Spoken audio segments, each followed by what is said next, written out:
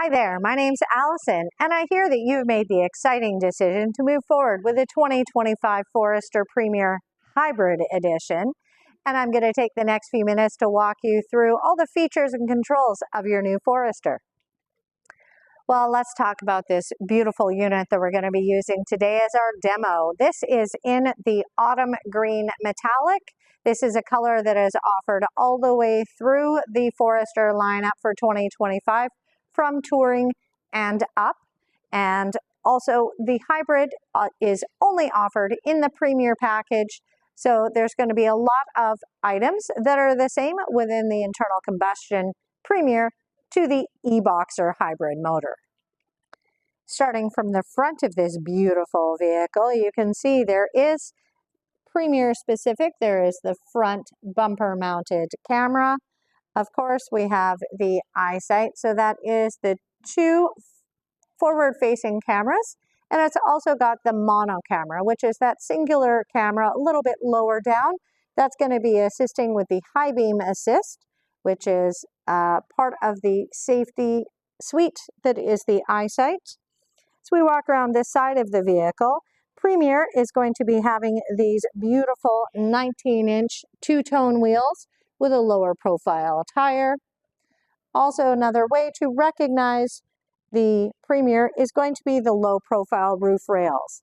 So the 19-inch wheels and the low profile roof rails are either on the Sport or the Premier package, but in the Premier, it's the only one that's going to have this two-toned wheel. There also is the e-Boxer badging that is going to be your easiest way to recognize a hybrid as it walks around town. And this has, again, all of the safety features. So we do have the sensors in the back bumper. That will be for your reverse automatic braking. You've got the blind spot detection in the side of your wing mirrors that we will discuss as well. But it's a beautiful, beautiful vehicle. And now we'll go and get into some interior components. The Forester Premier, of course, is equipped with a proximity key, which means that it is just as easy as walking up to the car, grabbing hold of the door handle, and being able to have your driver's door unlocked. When you finish and you get out of the vehicle, you can just swipe your finger over the touch points and it will lock for you. One beep is always going to be for lock and two beeps is unlock. You also have functionality on the key for unlocking the car, but I mean, this is so easy. For the Premier, as it is our top package, there's a lot of great convenience features. When we're at the door here, there is, of course, the memory seat settings. So if you're wanting to set your seat, you're simply going to press and hold set. While you hold that down, then you're going to press and hold either the 1 or the 2 to configure your memory seat settings. Those can be overwritten and updated as often as you want. Inside the vehicle, there is also the driver focus. So that's the distracted driver mitigation system, and it also layers in a facial recognition system for you as well. The other items that are on the door is going to be your mirror controls, your lock and unlock, your auto windows, and the bottom button is going to be your child window locks as well. When this is pushed in, only the driver has access to changing the windows. All right, as we are talking about hybrid, there's going to be some features that are very hybrid specific, and I do want to start out with this button cluster. I'm sitting in the driver's seat, and this is going to be in your knee area between the wheel to the driver's door. So the first one in the top row, this is EV mode. So this is the ability to run on full electric, and you can choose to prompt that as long as your battery is charged to an adequate level and you're driving within the parameters for the full EV mode. The next button is going to be your trunk release. So if you press and hold until it beeps, then that's going to be able to open, stop, and close your power tailgate. The next button over is going to go over the hands-free kick opening tailgate feature. While this button is out flush, then it is enabled. If you choose to push it in, then that means you won't be able to do that hands-free kick opening for your tailgate. There's a dial to the right of the tailgate, and that is for your brightness for your gauge clusters. So that would allow you to dim down the gauge cluster and your screen if you want. It's already going to be set at the brightest setting. In the bottom row, there is only one button that is being utilized, and there is your fuel door release. So it's push and hold, and then your fuel door will pop open. There we go. It does take a little bit of a delay, and that is a new placement in comparison to the internal combustion engine would not have either of these two buttons. Below that is a fuse panel, and all the way down at the bottom is going to be your hood release. Let's see if we can get a better angle here. It's tucked back just a little farther than you might expect, and that's your hood release. The other items of interest are going to be on the inside of the vehicle, and we'll continue there. Now I'm just giving you a view of your 10-way power adjust driver seat. This is going to be your up, down, back, forward, and the front tilt. This is going to be able to adjust the back, your seat back, and then this is your lumbar support. So pushing the raised bit towards the front of the vehicle will increase or decrease your lumbar support. All right, we might as well start off the interior with the steering wheel controls before I add some power and we go through the displays. So if we're looking at the right side of the wheel, this is all about your adaptive cruise control. So top right button is going to enable your cruise. You're then going to toggle down to set your speed or up to resume. What is different than your regular cruise, of course, is the adaptive component. So that means that you get to set a safe following distance if a driver in front of you is driving slower than your preset speed. This will be to increase that space between you and the next vehicle or to decrease. So when you turn on your cruise, you'll get a graphic up in the center screen that's going to show your car with lines in front of it. I like to think of one line as roughly equivalent to a car length, and as you go faster, the size of that car length will increase. You can increase up to 4 bars, or you can go down to 1 bar. The other item with your cruise is the lane centering. So you can opt into this or not. The lane departure warning that is part of the EyeSight technology is on all the time.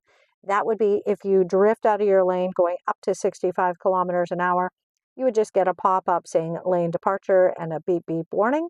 Above 65 kilometers an hour, you're going to get a little nudge back into your lane and the notification of lane departure. If you opt into lane centering, it works in conjunction with your cruise control, and when you are driving on a road that it can read both sides of the lane markings, you turn on the lane centering and it's more actively going to make those steering adjustments so you don't drift out of your lane. You do have to keep your hands on the wheel, and you will be advised it is not a self-driving car, but that is an opt-in or not during your cruise control experience. Below that, we've got your drive modes. So you do have an intelligent mode, which is your default. That's going to be your eco mode. And you also then have a sport mode that you can choose to go into. Your default, when the car is turned off and restarted, it's always going to be the intelligent mode as your eco mode. Behind, in about the 5 o'clock position, is your heated steering wheel. Pull that towards you, you'll get a little orange light. It's going to heat up in less than a minute, and it's going to heat up everything except for the very top bar here, as we really don't want you driving with your hand on the steering wheel. All right, the next item that we're looking at is behind the steering wheel. This is your wipers. So we've got your intermittent, low, and high. Also, the twist dial at the end, that's going to be for your back wiper and washer. Now, also keep in mind, Forester is the first one that rolled out with the back wiper and washer. It has the washer will actually rinse off your backup camera. We also do have, pulling towards you will be washing your front window. Now, if we look on the stick to the left side of the wheel, this is all going to be your headlights. So right now it's set on auto, so that means it'll be daytime running lights during the day, it'll be headlights at night, and everything's going to power down when you turn the car off. You can opt into turning on your daytime running lights or your headlights, but it's so convenient to use auto. Also, this bar to the inside, This is going to be for your fog lights. So if you want to turn your fog lights on in conjunction with your headlights, this will then have them powered on when your headlights come on, and everything, of course, will shut down when you turn the car off. Your high beams will be a push away motion. When you're in auto, that will then be using the high beam assist. So what that is, when no one is on the road or coming towards you, you'll have your high beams, everything will be fine. When a car is coming towards you, it will then dim your lights down, and when that car passes, then it'll go back and set your headlights back up onto the high beam setting. The other options with this is just going to be your turn signals, and you can still flash some on the high beams by pulling towards you. All right, now we can go over the left side of the wheel. So the bottom is going to be your volume controls. Right above it is going to be answering a phone call, hanging up a phone call, muting the radio, or using your voice controls. This toggle and this button has some new functionality. So we're going to skip it, but talk about this. We'll be skipping you forward preset radio stations or tracks. And source is less often used. It's easier to use it on the big screen, as that is going to be FM, AM, and Sirius XM. So now if we look at this big, beautiful display, then this is the all-new, fully digital display on the hybrid. There are 3 screen configurations. Currently, it is showing us our navigation on the steering wheel. This is going to allow us to switch between those 3 screen options. So it is a press and hold, and then this takes us into the eyesight screen. If we do a press and hold again, it'll bring you to your your common gauges option. So what is great about this is it will be able to let you know if you are charging, if you're in eco mode or in the power mode. You also have your more analog, come on, really, you need to focus. Your more analog speedometer, and then your digital speedometer as well. One change, having the toggle here, that would, in the internal combustion, this would deal with a menu bar that is above the speedometer. This is now going to scroll through these other options right here. So it can be your trip meter and distance till empty.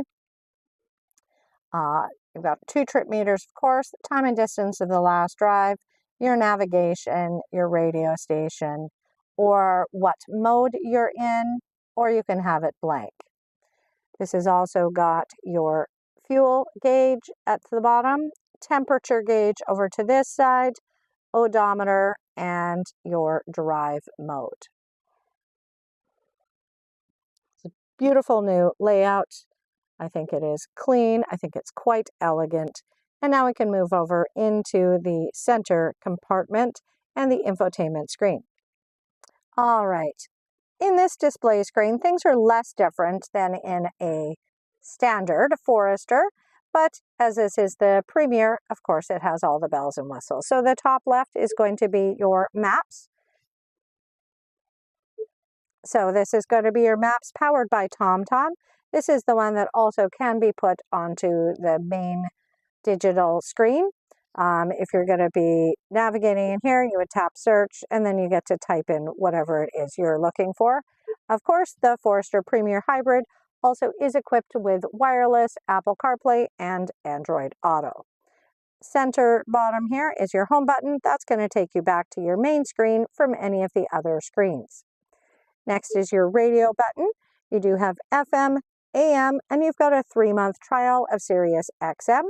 With the screen, you do have your volume dial and your tuning dial, so you can, in a more analog way, adjust your volume, and you can dial into whatever setting you want. When you get to the station that you want to preset, it's just a press and hold until it does that long beep. Of course, you can overwrite them as many times as you want, and you do have 18 presets. Going back to your home button, media is one that I don't spend a lot of time on, as vehicles are getting so much more intuitive as to what you are wanting them to do. So you get your phone connected, you've got your Apple CarPlay, it will prompt you over into that. For your phone connection, if you were going to be adding a device, it's simply going into your settings and Bluetooth, searching until it pops up showing Forester. Tap on that. It will provide you a pairing code, confirm it's the same as the screen, and follow the directions from there. It will also prompt you over to set up the Apple CarPlay or Android Auto as well. Your apps, it's going to show that you do have Apple CarPlay and Android Auto built into the unit. SiriusXM Travel Link, that's tied to your Sirius trial, and the My Subaru app. So that's going to be in conjunction with your remote start and emergency services in the vehicle. We've got a My Subaru button here that would allow you, when connected, to quick connect to roadside assistance, to the concierge, which could be if you're driving somewhere you're not familiar with, you're low on gas, you don't want to take the time and try and plug something into navigation and your phone's dead, then call the concierge. Absolutely, they could bounce off your location and they could give you directions to a gas station. Also, you can quick connect to your dealership to set up an appointment or connect to roadside assistance if you are needing. Down at the bottom here, we've got settings, which settings is an easy way. It's going to feel familiar. So all these options of how you want to configure your car for your preferences. And then sound, everything with the car, of course, has its own notification sound. Everything is set at medium. You can adjust it up or down wherever you want. Navigation is going to be your preferences. Phone, standard. Radio, standard. Going into car, it's going to go over some of your safety features. So eyesight is your forward-facing cameras. That has your lane departure, how we have your cruise control set up, all of these ways that you can configure. If you're going to go through a car wash, you might opt to turn your pre-collision braking off so that it doesn't give you that beep, beep, beep and hit the brakes thinking that you're going to be hitting something. Your reverse automatic braking. You've got also your driver monitoring system. So if I am handing you off your vehicle, I'm generally going to advise that you are going to take a few days to set up your seating settings to where you're fully comfortable. Often it takes a little bit of adjusting, and so I usually won't set up the driver monitoring system on pickup day. Maybe you're referring back, now that you've had your car for a week, it's time you're ready to set up your driver monitoring. So right above the screen here, this bar, this is the infrared camera for the driver monitoring system. I'm going to do a walkthrough and show you how to set it up at the end of this video. Keyless entry is also set up so that the standard is when you walk up to the car, to the driver's side, it's going to unlock only the driver's door, and you can then prompt it to unlock the other doors. If you do have a full carload of people, then you might choose to have it always unlock all doors. That is functional here. Also, if you wanted to change any of these settings, one thing to note as well is the power rear gate. So there is a memory tailgate setting, and if you wanted to turn that on, the default is going to be only a quarter height of opening, but when you were to turn it on, then you would open the tailgate and you go back to the trunk, open the tailgate to the setting that you would like it to be, press and hold both of the buttons, so that is the tailgate open and the lock button. Hold them both down together until you hear a long beep, and then you'll have set that memory tailgate setting. When you decide you don't want that functionality anymore, make sure you come back into settings and car to turn it off. It's also got a quick way to get to X mode, which is your four-wheel drive low system. There's also another shortcut up in here. You've got common gauges, weather, and then this is for dirt and snow or deep snow and mud. Dirt and snow is going to be, say, we've had a dump of snow and your back lane hasn't been cleared, you're worried you're going to get stuck. It will move power to whichever wheel has traction, and it will work up to 40 kilometers an hour. When you drive faster than 40, it's automatically going to kick you back into your regular all-wheel drive. The deep snow and mud setting is if you are more off-road and you're sinking down into a looser surface. This will allow your wheels to spin so that you're getting out of that sticky situation. Again, when you drive faster than 40, it's going to kick you back into your regular all-wheel drive. There is also the display off feature. So what that is going to do is if you're listening to music, your radio is going to keep playing, but this screen is going to go to sleep. We have a lot of our clients who are concerned with the big screen being a distraction, and we want to make sure that you are set up and driving safely. While the display is off, you can tap on the screen. You can see the climate controls come back up, so it's easy to access those without having to power the whole screen up and turn it back off. When you want to turn the screen back on, you can either hit the home button here or press and hold the volume for the count of 3, and everything will be back up and running quite quickly. Down at the bottom row, where our home button is, to the left of it here is AVH. So AVH is going to be an auto vehicle hold. It's effectively a hill brake. So the idea is if you were stopped at a hill, at a stoplight, when you take your foot from the brake to the gas, the car could roll backwards. So we don't want that to happen. Turning on AVH will hold you in place so that then when you take your foot off the brake, the car will stay until you put down the accelerator to release you from that position. The car with a circle around it is another shortcut to get to safety features and vehicle control. So it has it sectioned into this is all to assist your driving. So this is your turning off your traction control, your X mode, the auto vehicle hold, or your steering responsive headlights. Driving assistance is going to be your eyesight, your lane departure, your reverse automatic braking, and your driver monitoring system. More settings is going to be changing volumes. Also, if you are wanting to adjust to go to miles per gallon, you would do that here.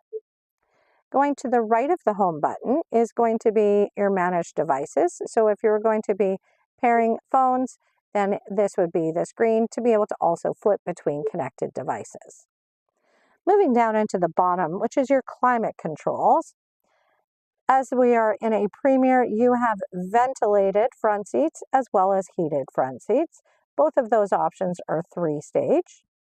Then at the bottom of the screen, this is your fan speed adjustment. They've increased the size of the button so that they are easier for you to see and you don't have to take your eyes off the road. Right above the fan is this nice pop-up, which allows you to adjust temperature using a slider.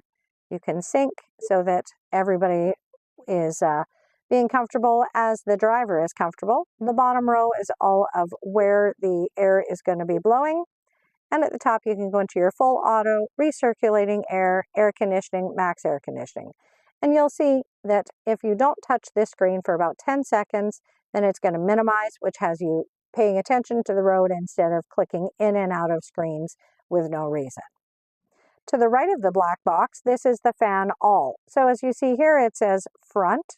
And if we click this on, it'll then say all. So if you have people in your back seats, we want to keep them comfortable as well. But if you are only in the front seats, then we might as well optimize that heating or cooling for you. Also, you do have some tangible buttons. So directly under the volume dial, this is your front defrost, and you can adjust your temperature for the driver's side up or down with tangible buttons. Right under the tuning, then this is your back defrost and heated mirrors and your passenger zone climate controls.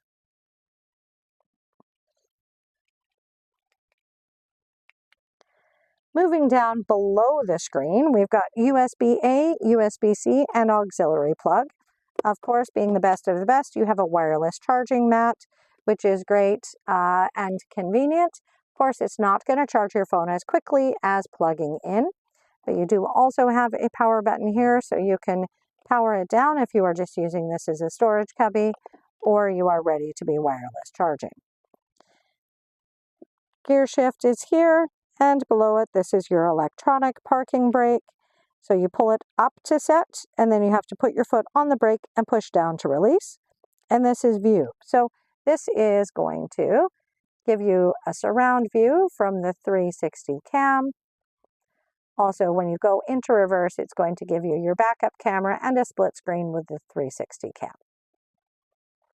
This only makes me a little car sick watching it, but I'll push the view button again and we're back to normal. You also have a lighter adapter, a 12 volts, and then your cup holders here. Again, being the Premier, I'm trying to keep the glare.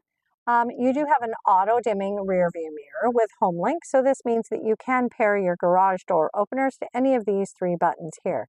The process for that is push a button, you'll see this pops up. If you have your clicker, you would then press and hold your clicker so that it can pair. When it goes to a solid green button, you have paired correctly. If this symbol goes to a flashing green button, then it means it can pair, but you will have to pair it off of the garage door unit. Also, you will have your digital compass here, and otherwise up here you have got your eyesight. So this is your SOS button and your concierge button. Here is going to be the adjustment for your sunroof, and then you also do have a sunglasses storage spot. If we move around to the passenger side, from the Limited and above, of course, you will have an 8-way power adjust passenger seat, including height adjustment. It has a lot of functionality. And then the other things that we also want to ensure is in your glove box that you've got your owner's manual and your locking wheel nut key. Our vehicles do come, we'll have it with a locking wheel nut on each of your tires. This is going to be the key for your seasonal tire change. We're also never going to forget that we are in Manitoba. So the block heater is going to be tucked in right in this front cover. So it looks seamless for warm weather, but will be ready for the winter. Front plate fixture, and then your front bumper mounted camera. So the front camera will work up to 20 kilometers an hour. It's great for you being able to see in parking lots or if you are going off-roading. And now we've made it around to the back of the vehicle. So again, the Forester redesign for 2025 Touring and Up does have this hands-free kick tailgate opening. We've gone over where the button is to have it enabled or enabled. I've got the proximity key with me, so that means that I can just do one kick upwards when I'm standing in the center of the back of the vehicle. It isn't a side-to-side motion. We, of course, want you to have your feet on the ground. So one kick up will have it opening for you. And then when you are wanting to be using the same feature for closing, it's going to be the same kick, and you're going to notice that you get 3 beeps before it starts closing. But let's go over some of the features of your trunk area. All right, there are a few changes from an internal combustion engine when we are looking at the cargo area of the E-Boxer Forester Hybrid.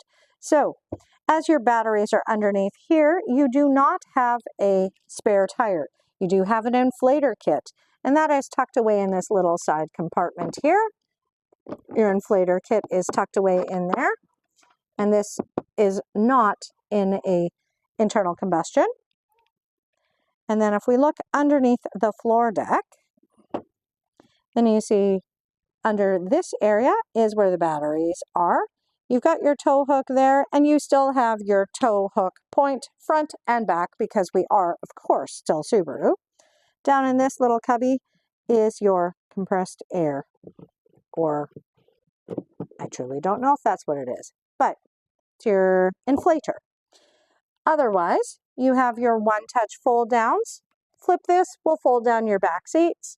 You've got shopping bag hooks, power point, tie downs here. So those are some fold down D-rings for you. And this vehicle still can work with the new storage separator system that is a Subaru accessory, where you can in fact get a secondary floor deck and you can separate this into an upper and lower compartment. As a Premier, of course, you see the tags. We do have your upgraded Harman Kardon sound system. You've got your cargo cover here to be able to keep everything out of sight. And you do have some hooks and a cargo light here. So when we had been talking about the memory tailgate setting and pressing both buttons, that would be pressing both the lock and close button together for that long beep to be able to have that work. So I'm going to step back and we're going to be able to close this using the hands-free closing system. All right, so now we've done everything we need to do inside the car and it's time to close it. So we do want to make sure that we're not falling into some of the most common ways to have this not working clearly for you. You've got your proximity key with you. The button on the inside is in the out flush position, so it's enabled, not pushed in, because that will override the system. Keeping in mind, if you do install a hitch, then the hands-free tailgate opening is no longer going to be functioning, but you're going to be standing center again and a kick up towards the inside. You're going to hear 1, 2, 3, and then the tailgate will close. Quick, easy, but also so that you can kick, gives you time to gather up your groceries, have 2 feet on the ground, and still be out of the way before the trunk is actually closing. If we're looking through the back seat of this beautiful vehicle, of course, the Premier is offered in either the brown or the black leather interior. This one, it seems to be black. But you also, with the Premier, you have the ultra suede insets. Gorgeous detail. But for your back seat, you do have heated back seats, and you've got USB-A and USB-C plugs. You do have the center cup holder and armrest, and you do have the reclining back seat. So those are tucked in right behind the seat belts, but if you pull, then you can recline. There is 3 points of adjustability for the reclining back seats. Also, I will note the child door locks. So right on the outside here, so you will see it says lock position is down. That will be your child door locks. I wanted to thank you for taking the time today to walk through the features and controls of the 2025 Forester Premier Hybrid with me today. Again, my name is Allison. I work here at Jim Pattison Subaru South here in Winnipeg, Manitoba, and I truly want to be your go-to Subaru gal for all things in Canada. If you have any questions or there's more information that you would like, please don't hesitate to reach out. I want you to know as much or as little as you want to know about your new Forester Hybrid.